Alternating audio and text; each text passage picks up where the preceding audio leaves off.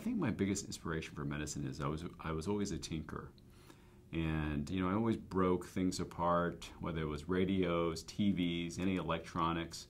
And I think that kind of started my inquisitiveness into how things work. Um, I think from there, I actually, in undergrad, I was a biomechanical engineering major. And soon after that, I realized, the body is pretty complex.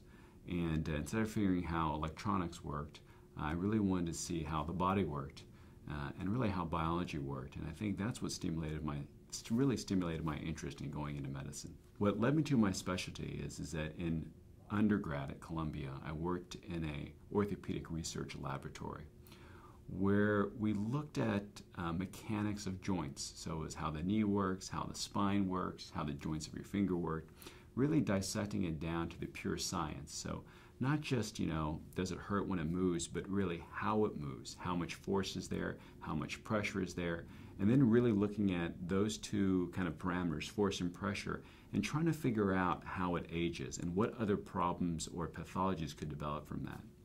And I think that really started my interest in kind of orthopedics, looking at the body, the skeletal system. What's amazing about spine surgery is that spine surgery is not just kind of the mechanics of the body. There is a complex neurological structure, from the brain to the spinal cord to the nerve roots that really interplay into the mechanics of joints as well. And so to me, that was so stimulating. It's a little bit of both. It's, you have the mechanics of just how structures work, how joints work, how things move, but also you have that extra layer of the neurological structures, how the nerves work and how do they behave.